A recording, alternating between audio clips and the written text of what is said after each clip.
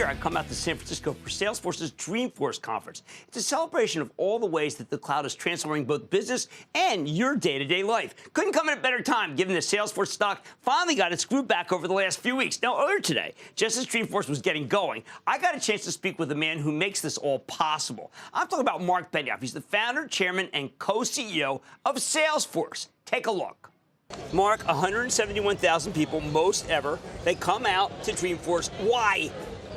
Jim, this is the industry's biggest tech user conference. All these customers are participating in the Salesforce economy.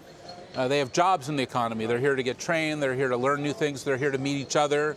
They're also here to get entertained and have a good time. You have often said that tech creates jobs. Stop worrying about all the jobs that it takes away. You actually have some numbers this time around about what the Salesforce economy does. Well, you're absolutely right, Jim. You know, we're creating a $1 trillion economy. You can already see that that is fully underway. Millions of jobs, millions of people who are participating in this Salesforce ecosystem. And we're absolutely 100% committed to making sure that everybody can join this new economy. That's why we built Trailhead, so we can reskill and retrain. And many of the people who are here have actually learned their skills online at Trailhead.com. That's why we built Trailhead, right, so they can participate in this economy. Now, people have to understand, well, it's not necessarily a trade show. When I walked downstairs, I saw a very beautiful exhibit for State Farm. Now, that's some people think a boring insurer, but it actually had a kind of a cradle-to-grave approach about how you can use insurance, powered by you. Well, Jim, you're absolutely right. There are 2,700 sessions here at Dreamforce, and I expect you to attend every single one of them. There's also a huge trade show that shows what all of our customers and partners are doing with this technology, with this economy, like you said. Right. And with State Farm, well, we're providing that customer 360-degree experience for them. That is the Salesforce Customer Success Platform, helping them manage their sales, their service, their marketing, their commerce, their apps, all the integration of their data. This is what we're doing for State Farm and for so many others who are here. And to, let's say, plow through it, make some sense of it, do we need Einstein? Well, we definitely need Einstein. I think you just woke him up. Oh, there he is. Hey, Einstein, what's my forecast? You can now talk directly to Einstein. It's kind of amazing. You woke him up by talking to him. It's actually a partnership with us and Amazon. We've built this amazing smart speaker, but the speaker is actually talking to the customer 360, so you're able to find out, how is your forecast? How are you doing? What is going on? It's incredible. What's 360 Truth? Well, 360 Truth is another amazing thing that we're introducing here. That has been the holy grail of computing, Jim, what we call SSOT, the single source of truth. We've had 3 amazing waves of computing. Systems of record, right, we've talked about that. Systems of engagement, we've talked about that. Systems of intelligence, including AI, we've talked about that. Now we're entering the 4th stage of computing. It's the pursuit of single source of truth. And we've built that into our platform. Now, this is a computer science holy grail that we've been trying to put together for a long time. Okay. But now, because we acquired MuleSoft, because we acquired Tableau, we are closer to providing for our customers the single source of truth for their customer information. There's another side of truth, which is the Trailblazer side, which is the book side, which is how you feel that not everybody's invested equally in the concept of truth out here. What makes people understand the importance of truth and, in other cases, not think it's important? Well, Jim, we've talked about this also for years, where do you know what's just dawning on people? Do you know people say to me, you know, your friend Benioff, he's talking about truth. I got to get in on that. I mean, I'm not kidding.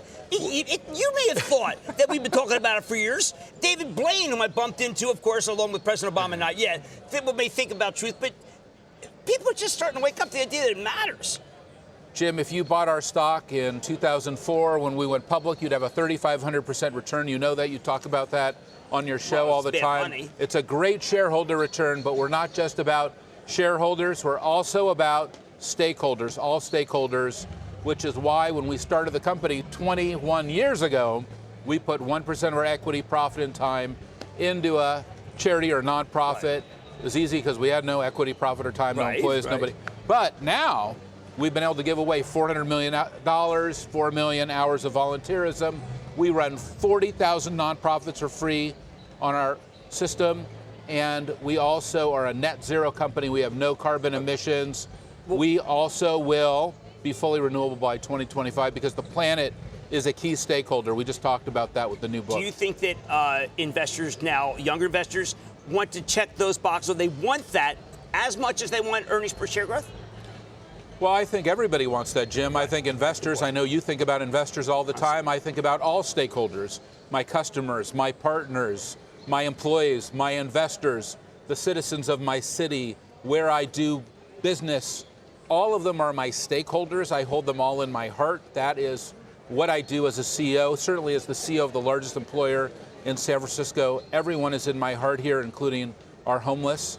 This is managing for all stakeholders, not just for all shareholders. Have you been able to convince some CEOs who may have been on the other side of some of these we call truth issues to join the lighter side, leave the darker side? Because I don't want to just say, you know what, so-and-so is a cancer. Because we can conquer cancer. Are there some CEOs we can conquer and bring over to the light side? Well, I think the most exciting thing that's happened, Jim, is the Business Roundtable, which is the 200 top CEOs in the country, just said they are now about all stakeholders.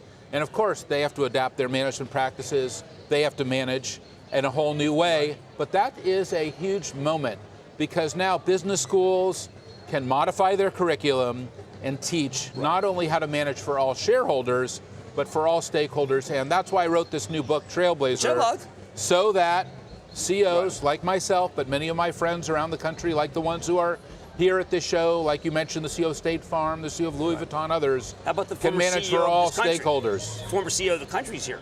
What is Former CEO of the country is here talking about actually what he's doing with youth and empowering youth and youth empowerment, and that's so important.